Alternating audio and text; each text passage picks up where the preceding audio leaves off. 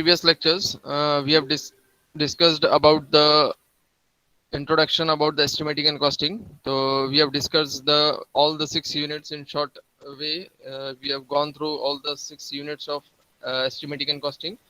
So one by one, we will see the various units, starting from unit number 1, the various bits which we have gone through in a short duration. We have gone through the bits related with all the units. So one by one, we will cover the different bits which has been taken care in estimating and costing. So unit 1, it is very very again important because it is the basics for estimating. Actually, estimating and costing, these are the two different things which has been clubbed together. Okay. So first we will go through the estimating, then we will have the costing also, the units related with the costing, the units related with the estimating. So first we will go through the bits related with estimating. Okay. So what is, first of all we will see what is estimating. So estimating is the technique of calculating or computing the various quantities. As I've already said, first we have to find out the quantities required for construction of different item of work. ठीक है ना? जैसा एक item of work है, PCC है, उसमें क्या क्या चीजें लगेंगी, उसके क्वांटिटीज निकालना है. ठीक है. तो एस्टिमेटिंग क्या है? Estimating is the technique of calculating or computing the various quantities and expected expenditures. ठीक है. First we are finding out the quantities, then we are finding out the rates of that quantities. ठीक है. उसके क्या rates होंगे, we will find out. ठीक है. तो computing the various quantities and the expected expenditure to be incurred on a particular work or project. ठीक है. First we are finding out the quantities, next we will find out the current rates, we will find out the expenditures required, expenses required, or the amount required, or the finance part, the money required for incurred in particular type of work. So this all is nothing but the estimating. ठीक है. तो estimating में क्या करना है, आपको सबसे पहले क्वांटिटीज निकालना है, वेरियस क्वांटिटीज. जैसे अगर पीसीसी होता है तो how much quantity of cement will be required, fine aggregate will be required, coarse aggregate will be required, है ना, how many labours will be required. तो ये सारी चीज़ें आप पहले मालूम करो, क्वांटिटीज नंबर्स में मालूम करो. क्वांटिटीज में सपोज अगर सैंड निकालना है तो मीटर क्यूब में मालूम करो, है ना. बैग्स सीमेंट निकालना है तो बैग्स में मालूम करो. तो ये all quantities first we have to find out and then multiplied with the current rates in order to finally to find out the or to estimate the cost of any work. ठीक है. तो ये एक simple definition है, बहुत ज़्यादा simple definition है, जिसमें दो चीज़ें, एक तो क्वांटिटीज ऑफ रिक्वायर्ड, फिर उसके बाद एक्सपेंडिचर्स, दो अलग अलग चीज़ें हैं. ठीक है, जो मैंने हाईलाइट किया इसमें. ठीक. Next is, in case the funds available are less than the estimated cost, the work is done in a part or by reducing it or specifications are altered. That means agar suppose the funds available, the finance part is very weak, or the funds available or the money available with us is less, so we will estimate as per the work done. Suppose agar मेरे पास कम पैसे, तो I will cast up to the column or up to the slab. If the amount available with me is only limited amount is there, तो foundation करके I will the construction work will not be carried out further. ठीक है, क्योंकि the amount it has been up to the foundations. ठीक है, available with me up to the foundations. ऐसा अगर plinth level तक amount है तो वहीं तक काम होगा. फिर अगर slab level तक amount है तो the that means we can do the work in parts also depending upon the funds available. जितना मेरे पास funds available रहेगा तो we will do the work as per the funds available. ठीक है. So in case the funds available are less than the estimated cost, the work is done in parts or by reducing it or specifications are altered. अब suppose एक चीज ये भी है कि with the help of that limited funds we have to complete the particular type of work. है ना, मेरे पास फंड्स ही कम है और मेरे को काम पूरा करना है, तो क्या करूँगा, तो we will alter the specifications. एक मैंने पहली चीज़ क्या बताया कि फंड्स कम है, तो मैं स्टेजेस में काम करके रोक दूंगा कि up to slab I can construct the building up to slab, remaining amount I can not arrange from any other sources, therefore up to the slab the work will be end. ठीक है, उसके बाद काम नहीं होगा. अगर suppose we have to we have to construct the complete work and the funds is limited, तो second step क्या है कि we can alter the specifications, we can have somewhat compromise in the qualities of the construction work. ठीक है. instead of using the high quality materials, we can use somewhat little bit inferior quality of materials, so that that work can be completed in uh, the amount which has been available. ठीक है, तो ये भी एक चीज है, ये important है. स्पेसिफिकेशंस अल्टर्ड कर सकते हैं अपन, स्पेसिफिकेशन चेंजेस कर सकते हैं. क्वालिटी ऑफ वर्क, जैसा फर्स्ट क्लास ब्रिक वर्क था, तो instead of first class brick work we can have a second class brick work. जैसे अगर थोड़ा सा एक अच्छे क्वालिटीज का अगर ब्रिक ना यूज करते हुए, we can use little bit, जैसा normally we are using 6.5 rupees का या फिर 7.5 रुपीज का ब्रिक्स थे, तो instead of the higher quality bricks we can use 4.5 और 5 रुपीज ब्रिक्स भी यूज करके we can construct the work. ठीक है, वैसा अगर cement bags we can not use for higher quality of cement bags, तो we can use for the little bit lower grade and lower price of cement bags. ठीक है, तो in this way we have to complete the work in a particular funds available. ठीक है, तो ये एक चीज इंपॉर्टेंट थी यहाँ पे. सबसे पहला definitions of estimating. Next is the related with the funds available. ठीक है, next is the requirements. Requirements is again important. अगर मेरे को कोई भी चीज का एस्टिमेट करना है, बिल्डिंग्स का, रोड्स का, ब्रिजेस का, फिर एनी कंस्ट्रक्शन वर्क का, अगर suppose we have to find out the approximate cost or we have to find out the actual cost, so which things are required. ठीक है ना, while finding out the estimating or while calculating the cost of any structures, which things are must, it is compulsory, which is to be uh, required. ठीक है ना, the following requirements are necessary for the preparing an estimate. Number one is foremost point is nothing but the drawings. ठीक है, सबसे पहला क्या है, किससे बनाएंगे आप, तो drawing should be available. So drawings like plan, elevations and sections of the important points, plans should be available with us, so that depending upon the plans, depending upon the elevations and depending upon the sections, जैसा staircase का sections are required especially for the staircase. इसमें फिर sections में the width of the wall, the height of the rooms or the height of the slabs, तो ये sections भी बहुत important रहते हैं. So plan, elevations and sections are the basic drawing or the main important drawings which has been required in order to calculate the estimate, in order to find out the estimate, in order to calculate the estimate of the structures. ठीक है, number 2 क्या है, detail specifications. ये बहुत important है. ठीक है, एक तो अपने पास ड्राइंग अवेलेबल है, अगर स्पेसिफिकेशन अवेलेबल है तो we can not find out the cost of any structures. मैं कॉस्ट और एस्टिमेट का बिल्डिंग का नहीं बना सकता हूँ. ठीक है, तो specifications plays an important role. Specification क्या रहता है, it is a brief idea or it is nothing but the specific description of particular type of work. जैसा काम कैसा होगा, तो उसका जो डिस्क्रिप्टिव वे में जो रहेगा, तो all the things it has been covered in the specifications. ठीक है, अगर समझो सपोज टाइलिंग हो रहा है, मेरे पास फ्लोरिंग हो रहा है, तो what should be the flooring का, what are the different beds, नीचे में जो बेड्स रहेंगे उसके क्या लेयर्स में फ्लोरिंग प्रोवाइड होगा, या फिर कैसा फिनिशिंग होगा, या फिर कैसे laying of that flooring work कैसा होगा, वर्कमैनशिप उसकी कैसी रहेगी.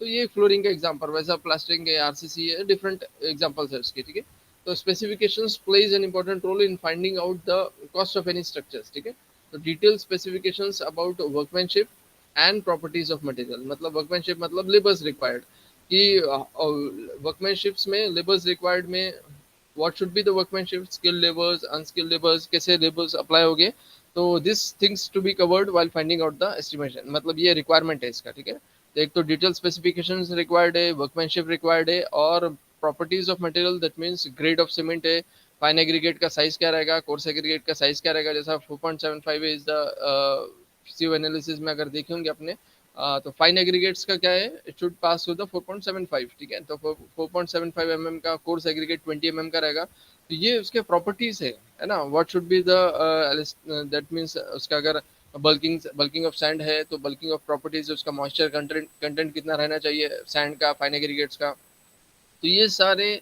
Properties which you have already studied in सीटी में भी आपने पढ़े होंगे, टीआरई में पढ़े होंगे, एक्सपेरिमेंट्स परफॉर्म किए होंगे. तो ये properties it should be taken care in the specifications. ये सारे स्पेसिफिकेशंस में आएंगे. ठीक है, number C is number third is nothing but standard schedule of rates is very very important. ठीक है, schedule of rates is also important. Schedule of rates is the chart in which the rates of various items of works it has been mentioned. ठीक है, ये काम कितने में होगा, तो all this rates it has been depending upon the current year. ठीक है, तो schedule of rates is very important. In government bodies there is or always there is a schedule of rates मतलब अब जैसे 2021-22 है, ठीक है ना, तो 2021 में करंट रेट्स फॉर पीसीसी क्या रहेगा, करंट रेट ऑफ लेबर्स में हेड मेसन है या फिर वर्कर है, लेबर है, हेल्पर है, इसके क्या रेट्स है 2021 के मतलब हेड बुक्स में। तो ये current rates it is to be taken care while finding out the estimation, current rates, ठीक है ना, करंट ईयर रेट्स, ये बहुत ज़्यादा इंपॉर्टेंट है। ये गवर्नमेंट बॉडीज में और गवर्नमेंट सेक्टर्स में एक बुकलेट मिलती है ना, डिस्ट्रिक्ट शेड्यूल ऑफ रेट्स बोल के। तो एवरी डिस्ट्रिक्ट डिपेंड, डिस्ट्रिक्ट के हिसाब से वो शेड्यूल ऑफ रेट्स वेरीज होता है, ठीक है ना। तो ये district schedule of rates to be studied while finding out the estimations, ठीक है ना। एक तो ड्राइंग्स अवेलेबल होना चाहिए अपने साथ में, स्पेसिफिकेशंस अवेलेबल होना चाहिए और रेट्स अवेलेबल होना चाहिए। अगर ये तीन काम है, ये तीन basic things are available with us, then we can easily find out the cost of any structures, ठीक है। Next is need for estimation and costings. What are the needs? Needs क्या है इसके? Yes, sir. Can we alter the specifications for government tenders also? No, specifications are fixed for the government tenders, ठीक है। Government tenders में specifications are fixed, we can not alter the specifications because specifications are fixed with the government bodies, ठीक है ना। Government जितने bodies है, not only the PWD और irrigation और रेलवेज में, अगर एमईएस में भी देखेंगे, मिलिट्री इंजीनियरिंग सर्विसेज भी होता है, मिलिट्री इंजीनियरिंग डिपार्टमेंट्स भी होता है। तो every department is having its fix specifications that can not be altered. आपको काम उसी के बेस पे करना है, ऐसा नहीं है कि उसके स्पेसिफिकेशंस कुछ है और मैं अपने हिसाब से काम कर रहा हूँ मेरे स्पेसिफिकेशंस बना के, तो that can not be taken, ठीक है ना। Specifications are fixed with the government bodies and we have to do the work as per the described और द स्पेसिफाइड स्पेसिफिकेशंस, ठीक है। क्योंकि specifications itself explains the type of work, आपको काम कैसा करना है वो डिस्क्राइब कौन करेगा, स्पेसिफिकेशन करेगा, ठीक है ना। आपको ये काम कैसा करना है तो all the things will be covered in the specifications, ठीक है। सामने वाला जब काम करवा के ले रहा है आपको, तो you have to fulfil the needs as per the specifications, ठीक है ना। तो सामने वाले के स्पेसिफिकेशंस के हिसाब से you have to do the work, ठीक है। Is that clear? तो next is nothing but the need for estimation and costing. What is the need for estimating and costing? Why we have to do estimating and costing and why we have to study estimating and costing? अपने syllabus में है इसलिए पढ़ना है। RTMNU के syllabus में 7 semester में मतलब जैसे दूसरे सब्जेक्ट से या फिर ये भी सब्जेक्ट है, एक सिलेबस कंप्लीट करना है, एक डिग्री कंप्लीट करना है। तो what is the need for the estimating and costing, ठीक है ना। Why we have to study और what are the things covered, why it is important to study estimating and costing? तो नंबर वन इज नीड क्या है उसका, देखो, in order to find out the cost of work. मतलब मेरे पास idea आता है कि मेरे पास जितना अमाउंट अवेलेबल था, whether it is feasible to construct a particular type of work, मेरे पास जितना अमाउंट है उसमें फिजिबल है कि मैं कंस्ट्रक्ट कर सकता हूँ या नहीं कर सकता हूँ।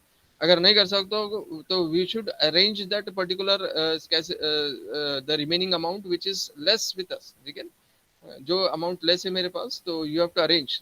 तो feasibility can be cost feasibility work of a particular type of work can finding out of the feasibility estimating plays an important role, ठीक है। ये इसका सबसे बड़ा नीड है कि cost is the very most important thing, ठीक है। cost, without cost or without money, without finance part, we cannot do any type of work, ठीक है। तो इसके लिए estimating plays an important role. Number one is the cost related part. Number two क्या है, देखो, टाइम रिलेटेड पार्ट, ठीक है ना। अब मैंने कॉस्ट तो डिसाइड कर दिया कि मेरे पास 10 lakhs में 20-50 lakhs में ये कंस्ट्रक्शन होगा, but depending upon the availability of the materials, depending upon the wide whether it is mass constructions और whether it is a minor constructions, construction कितने लैक्स में हो रहा है, कितने अमाउंट है उसका, तो ये सारा देख के उसका टाइम डिसाइड होता है कि how much time required for completing particular type of project, ठीक है ना। So therefore estimating gives an idea of time completions, time completion. पहले कॉस्ट बताया था कि कितना कॉस्ट में आपको काम करना है, दूसरा डिपेंडिंग अपॉन द कॉस्ट उसने estimating gives an idea related with time, कितना ड्यूरेशन लगेगा, whether 6 months is sufficient for construction work, whether 3 months is sufficient, whether 2 months or 15 days is sufficient for particular type of work. So depending upon this cost, we can find out the time required for completion of a particular type of work, ठीक है ना। तो estimating का सबसे पहला next important is time required. Number 3 क्या है, estimating gives an idea about the tenders. जैसे मैंने कल भी लेक्चर्स में बताया था कि now days tenders plays an important role. E tendering word आपने सुने होंगे, ठीक है ना। तो now days e tendering is it is taking it is more oftenly it is more used in construction work in private as well as in government sectors also. Nowadays private sectors are also using this pattern of construction work, that is tendering. तो tendering में अगर rate quote करना है आपको कि जैसे मेरे को काम लेना है पीसीसी वर्क्स, या फिर सिंपल वे में अगर ड्रेनेज वर्क का पाइपलाइंस डालना है, या फिर ड्रेनेज वर्क का पीसीसी करना है, ड्रेनेज वर्क का एक्सकेवेशन करना है, तो सिंपल वर्क है, मगर उसके लिए भी estimating plays an important role, ठीक है ना। कोड्स करने के लिए, कॉन्ट्रैक्ट अरेंज करने के लिए, मतलब पर्टिकुलर टाइप ऑफ वर्क को एग्जीक्यूट करने के लिए, और टेंडर्स के थ्रू मतलब इनवाइट करने के लिए this estimating plays an important role, ठीक है ना। तो estimate is required to invite the tenders and quotations and to arrange contract. अगर मेरे को समझो कॉन्ट्रैक्ट मिलता है टेंडर्स के थ्रू, मैंने कोड कर दिया और मिल भी गया, अब मैं उसके हिसाब से क्या करूंगा, सामने वाले से काम कराऊंगा या फिर खुद करूंगा। तो arrangement of the contract is very very important. Contractors, various contractors to be arrange, this estimating plays an important role, ठीक है ना। सारा जितना मैंने हाईलाइट किया, this points are very important. जैसे सबसे पहले कॉस्ट के लिए इंपॉर्टेंट है, टाइम कंज्यूम करने के लिए, मतलब how much time is required. Next tenders के लिए, गवर्नमेंट कोर्ट्स, गवर्नमेंट के लिए कोई भी काम के लिए कोड करना है मेरे को कि this type of particular type of work I will do this type of particular type of work in 10 lakhs। तो अब मैं सिर्फ ऐसे बोल नहीं सकता हूँ कि 10 lakhs में करूंगा। तो this 10 lakhs it is to be calculated with help of estimating, ठीक है ना। एस्टिमेटिंग से मैं क्या करूंगा, उसको कैलकुलेट करूंगा कि this work it can be easily done with the help of this मतलब this man powers and materials in the particular type of particular amount, ठीक है। ये टेंडर्स के लिए यूज होता है।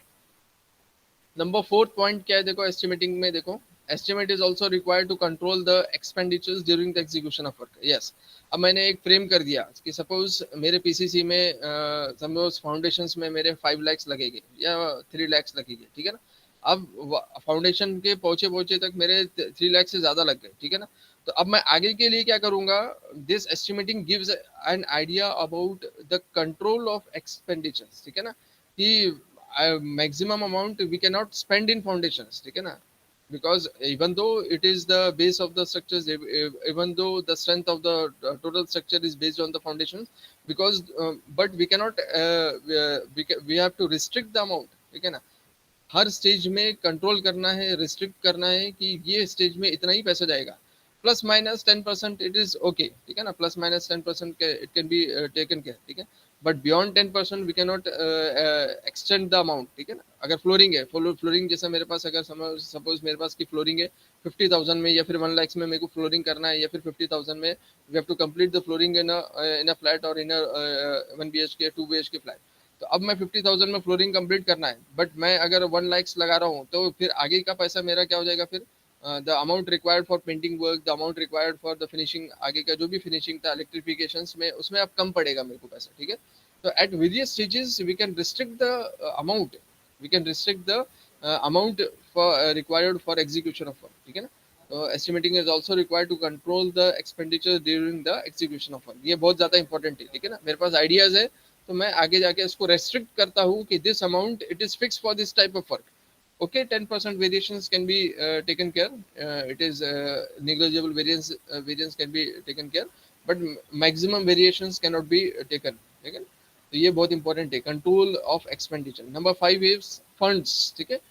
अब क्या करना है मेरे को, estimate decides whether the propose plan matches the funds available और नॉट, ठीक है। तो मेरे पास जो फंड्स मैचेस कर रहा है, जैसा मैंने अभी बताया था, उसी का एक मतलब आगे में 5th पार्ट हो गया फंड्स में, कि मेरा काम इतने का ड्यूरेशन में, इतने फंड्स में अगर मैच हो रहा है तो ठीक है, नहीं तो फिर एक्स्ट्रा अमाउंट अगर रिक्वायर्ड है, तो so that I can arrange the extra amount, so that that particular type of work it is to be completed in a stipulated time, ठीक है ना।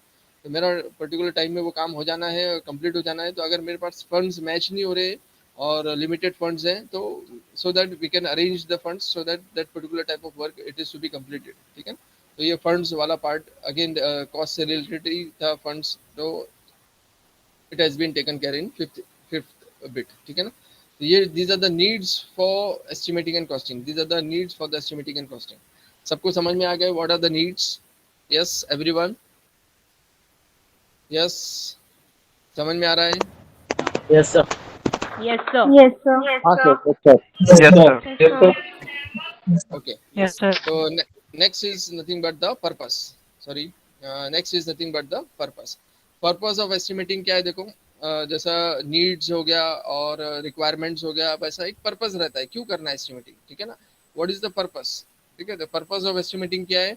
Number one is most important purpose for estimating is administrative approval and allotment of funds and technical section, ठीक है ना. Administrative approval, यही मतलब आज के स्लाइड्स में, आगे के स्लाइड्स में आएगा व्हाट इज एडमिनिस्ट्रेटिव अप्रूवल, ठीक है ना.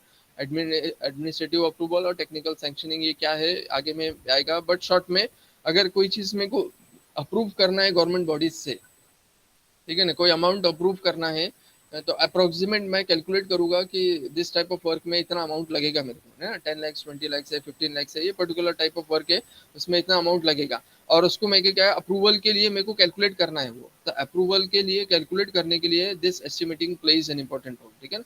तो अप्रूवल बाद में होगा, पहले मेरे को बताना है सामने वाले को कि ये काम इतने इतने अमाउंट में we have to, this amount is required to execute this particular type of work, ठीक है ना.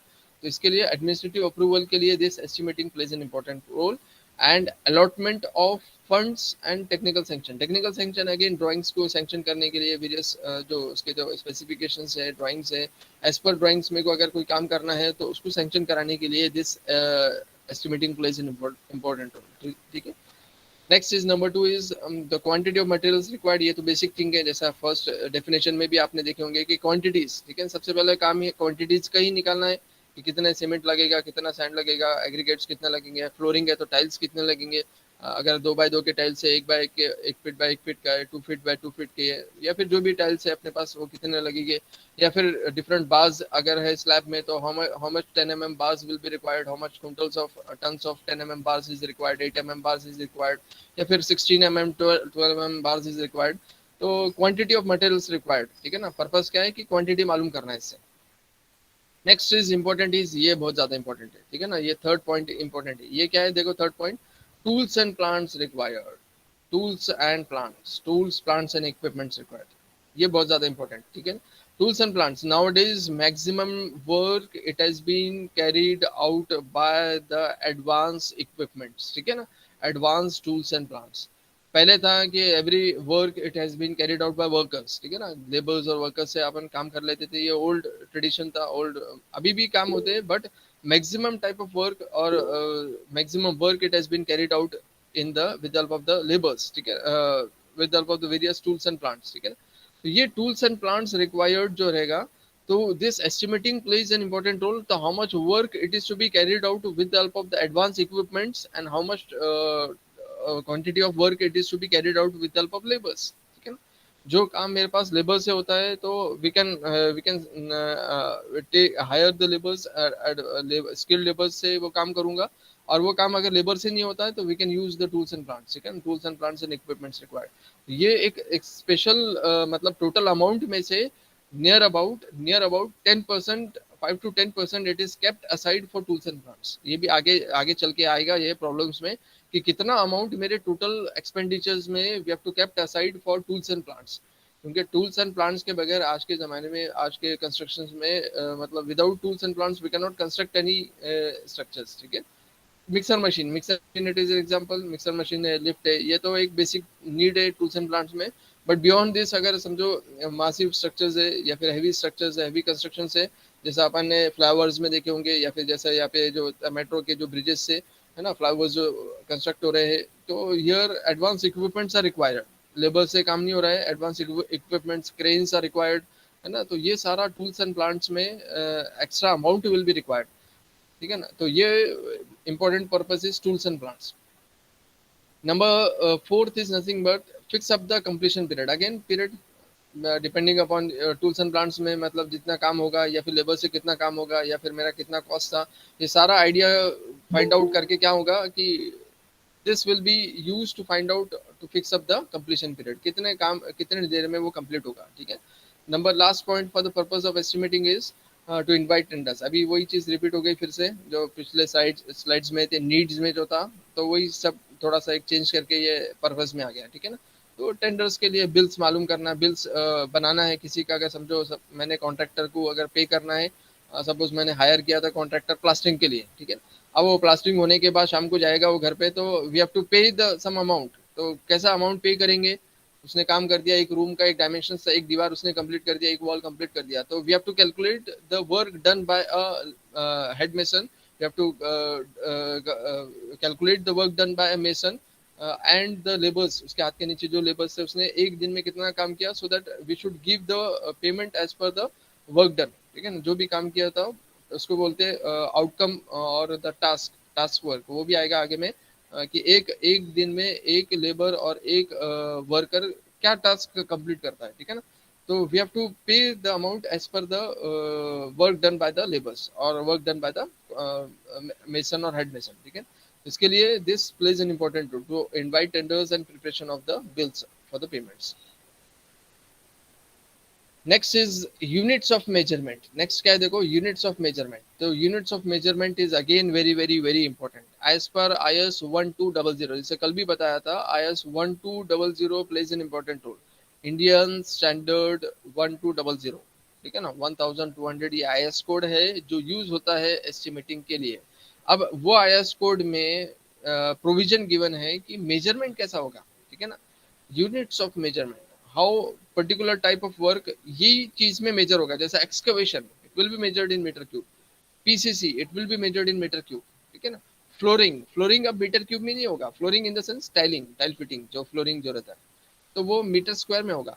तो वो बायफर्गेट किया उसने कि which things are measured in running metres, which things to be calculated in metre square and which things to be calculated in metre cube. ये सारा बायफर्गेट किया किसने, IS 1200 ने, ठीक है।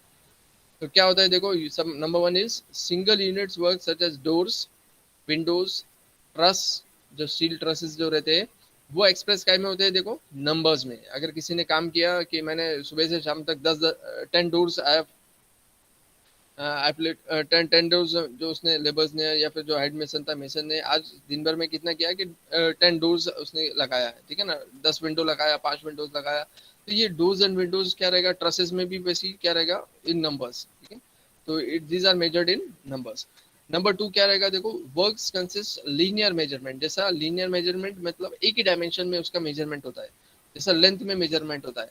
तो क्या होगा उसका देखो, फेंसिंग होता है, हैंड रेल होता है, बैंड्स ऑफ स्पेसिफिक विड्थ होता है। तो इसका कैसा मेजरमेंट होता है, जैसा अगर किसी ने फेंसिंग कर रहा है कोई with help of wire fencing में, अगर कोई चीज को अपन फेंसिंग कर रहे हैं बाउंड्री वॉल्स के लिए, instead of boundary construction of boundary walls, compound walls, तो फेंसिंग हो रहा है, तो वो कितना फेंसिंग को आता है रनिंग मीटर्स में मेजर होगा, ठीक है ना।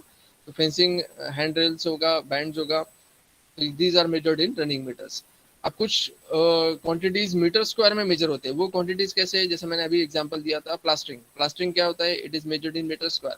व्हाइट वॉशिंग, पेंटिंग, पेंटिंग्स में जैसा आप नॉर्मल पेंटिंग व्हाइट वॉश में पेंटिंग्स में होता है, डिसेम्परिंग होता है, ये सारा painting it has been measured in the metre square. Partition of specific thickness, अगर समझो थिकनेस अगर कम है, बहुत कम थिकनेस का अगर कोई पार्टीशन अगर करता है, even though that partition it is made up of RCC, मगर थिकनेस बहुत कम है उसका, ठीक है ना। तो अगर थोड़ी थिकनेस का अगर कम थिकनेस का अगर कोई चीज हो रही है, तो it is been measured in square metres, ठीक है, square metres. Number 3 is cubic meters. Works consists cubical content which involves volume such as earthwork. जैसा मैंने बेसिक एग्जांपल दिया था earthwork का, earthwork काय में मेजर होगा, क्यूबिक मीटर्स में। Cement concrete cubic metre, machinery cubic metres, ठीक है। स्लैब में अगर कास्टिंग हो रहा है, RCC वर्क्स में कंक्रीटिंग हो रहा है, तो क्यूबिक मीटर्स में, ठीक है ना। तो all this measured in cubic metres. तो कौन सा था, सबसे पहले नंबर्स में था, number 2 was metres, number 3 was square metres, number 4 was cubic metres. अब ये IS 1200 का रिवाइज्ड जो शेड्यूल ऑफ रेट्स है, ठीक है ना, ये मतलब इसमें सारे सॉरी यूनिट्स ऑफ मेजरमेंट है। तो देखो यहाँ पे एक IS कोड का ही मैंने एक स्नैपशॉट लेके इसमें यहाँ पे उसको वो किया, उसमें जो अवेलेबल था मेरे पास।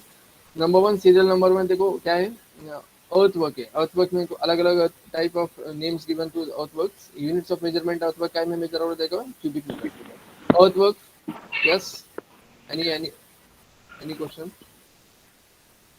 अर्थवर्क मेजर होगा काय में देखो, cubic metres. Earthwork in filling in foundations काय में मेजर होगा, ट्रेंचेस में, again cubic metres.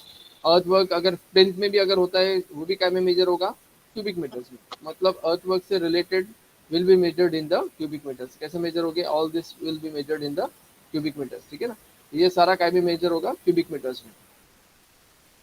Next is concrete. Concrete अगर होता है, लाइम कंक्रीट है, ये ओल्डन एक पैटर्न था lime concrete instead of cement they were using lime. Lime जैसे चूना रहता है ना, वाइट लाइम, तो वो भी मतलब it was an alternative to cement. तो in olden days it was an alternative to cement, तो इसलिए वो आईएस कोड में मेंशन है.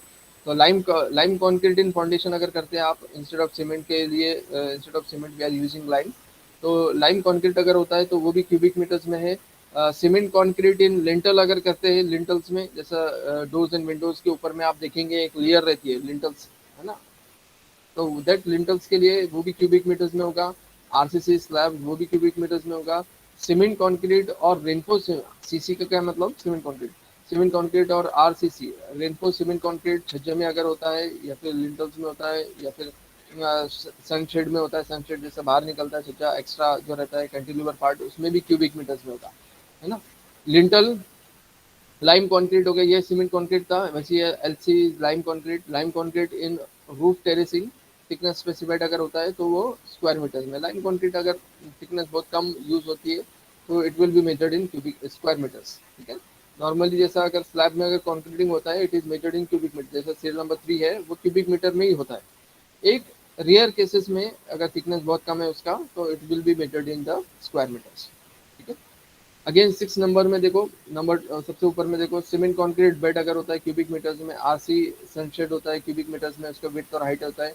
DPC damp proof course normally कैसा होता है, जहाँ पे plinth beam at the plinth beam level में we are providing a surface, मतलब एक लेयर प्रोवाइड होता है जिसका नाम DPC damp proof course itself, उसका नाम इटसेल्फ इंडिकेट्स, मतलब डैम्पनेस अवॉइड करने के लिए या फिर अनवांटेड मटेरियल्स जो अगर जैसे मैंने मुरूम फिलिंग किया था उससे अगर कुछ वाटर लॉगिंग अगर है ग्राउंड में, अगर वो फ्लोर से ऊपर नहीं आना है सो दैट मतलब मेरा फ्लोरिंग वो फ्लोरिंग के ऊपर नहीं होना है.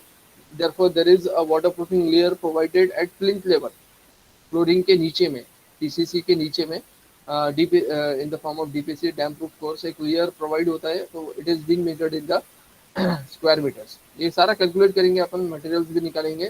जस्ट एक आइडिया दे रहा हूँ कि what are the units of measurement. ठीक है. ब्रिक वर्क काय में होगा? क्यूबिक मीटर्स में. अगर फाउंडेशन में होता है, प्लिंथ में भी होता है तो क्यूबिक मीटर्स में. सुपर स्ट्रक्चर में अगर ब्रिक वर्क होता है क्यूबिक मीटर्स में. थिन अगर पार्टीशन है तो स्क्वायर मीटर्स में.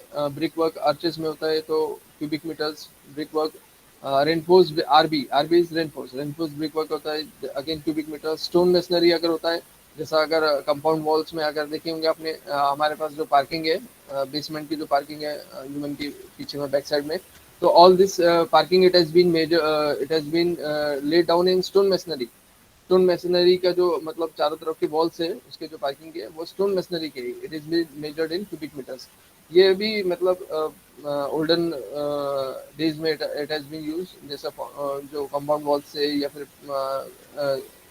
फाउंडेशंस के जो थे it were constructed in stone masonry, तो it is measured in cubic metre. Wood work अगर है देखो डोर्स एंड विंडोज का तो क्यूबिक मीटर्स में होगा. शटर्स अगर है, शटर्स जैसा पल्ले जो बोलते हैं अपन, शटर्स जो रहते हैं it is measured in square metres. ठीक है. डोर्स एंड विंडोज फिटिंग्स जैसे अभी बताया था मैंने, नंबर्स में रहते हैं. फिटिंग्स में कितने नंबर्स आज कंस्ट्रक्ट हुआ तो नंबर्स में रहेगा फिटिंग्स में. स्टील वर्क अगर होता है जैसा reinforcement of 8 mm bar, 10, 12 and 16 और 25 mm बार जो रहते हैं तो वो काय में मेजर हो गए, वो क्विंटल्स में रहेंगे. ठीक है ना. बाइंडिंग वायर्स जो रहते हैं वो भी क्विंटल्स में रहते हैं. रिवेट्स बोल्ट्स अगर स्टील स्ट्रक्चर्स में अगर पड़े थे, रिवेट्स बोल्ट्स रिवेट्स ये थोड़ा सा एक ओल्ड, अभी रिवेट्स यूज नहीं होते हैं, bolts now days bolts are use for connecting of steel members, तो वो भी क्विंटल्स में रहते हैं. आयरन होल्ड पास वो भी क्विंटल्स में रहेंगे. आयरन रेलिंग्स जैसे रहते हैं रेलिंग्स में वो भी क्विंटल्स में रहेगा. ठीक है. जिसका आयरन ग्रिल्स जो अपने घर में ग्रिल्स लगाते हैं वो स्क्वायर मीटर्स में, ग्रिल्स जो रहेगा वो स्क्वायर मीटर्स में रहेगा. ठीक है. वो roofings RCC and reinforce brick slab. Roof excluding steel, अगर स्टील नहीं रहता है तो ओल्डन पैटर्न में विदाउट, पहले स्टील नहीं रहता था, ब्रिक्स में के स्लैब में देखेंगे आप ब्रिक्स लगाते थे पहले. ठीक है. तो क्यूबिक मीटर्स में. लाइम कंक्रीट अगर रूफिंग होता है स्क्वायर मीटर्स में. सेंटरिंग एंड शटरिंग, स्कैफोल्डिंग जो रहता है, सेंटरिंग शटरिंग जो मटेरियल्स अपन नाउअडेज यूज होते हैं स्लैब को मतलब रेस्ट करने के लिए कॉलम्स को, centering and shuttering material square metres में होता है। एसी शीट्स एस्बेस्टोस शीट्स जो रहता है रूफिंग के लिए स्क्वायर मीटर्स में। प्लास्टिंग होता है लाइम और सीमेंट में, कोई भी प्लास्टिंग करो आप स्क्वायर मीटर्स में। पॉइंटिंग रहता है उसमें अगर स्क्वायर मीटर्स में। वाइट वॉशिंग स्क्वायर मीटर्स में। डिस्टेम्परिंग स्क्वायर मीटर में। प्रिंटिंग स्क्वायर मीटर्स, ठीक है। फ्लोरिंग का में मेजर होगा 25 mm थिक अगर फ्लोरिंग होता है तो स्क्वायर मीटर्स में। 25 to 40 अगर होता है तो सीमेंट कॉन्क्रीट फ्लोरिंग वो भी स्क्वायर मीटर्स में। डोर्स एंड विंडोज सिल अगर कंस्ट्रक्ट होता है तो स्क्वायर मीटर्स में। Rain water pipe running metres में। स्टील वुडन ट्रस नंबर्स में। ग्लास पैनल्स स्क्वायर मीटर्स में। फिक्सिंग ऑफ ग्लास पैनल्स और क्लीनिंग जो रहेगा वो नंबर्स में, ठीक है। So these are the things which has been covered in the uh, modes of measurement. कैसा करेंगे modes of measurement, ठीक है। So these are the things covered in the modes of measurement, ठीक है। So here we will end this today's lectures because the time was 10 to 11. So here it is 10:58. So here in today's lectures we have covered the definition of estimating. We have covered the requirements for estimation. कोई भी चीज़ को अगर बनाना है estimate करना है तो उसके क्या requirements रहेंगे।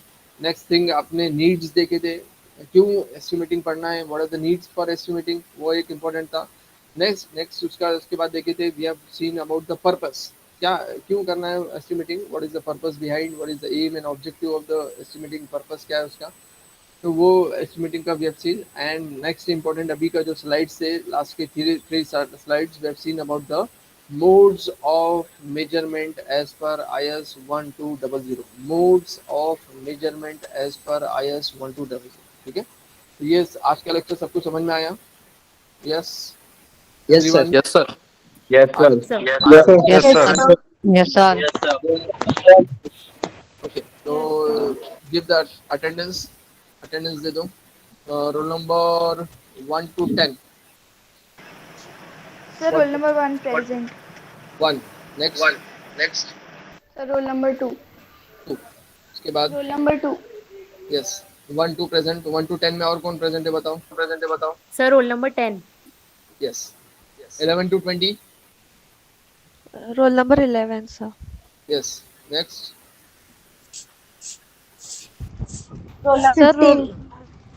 roll number 8. 8। हाँ. ओके नेक्स्ट 11 to 20 में और कोई? Sir, roll number 14.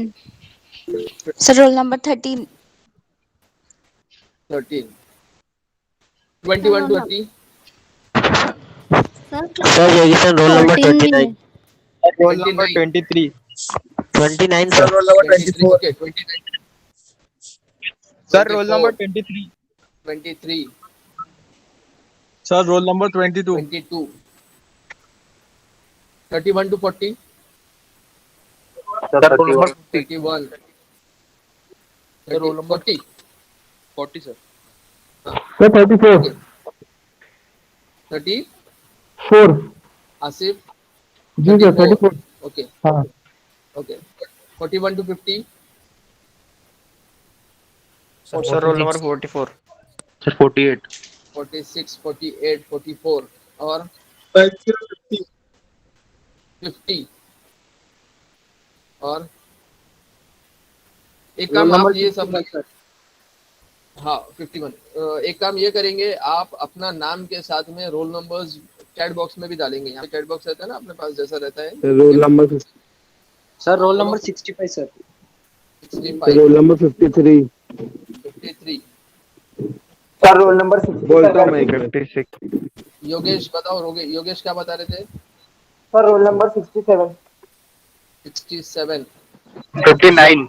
59. 59 और Sir, roll number 71. 56 और 71 70. 73, sir.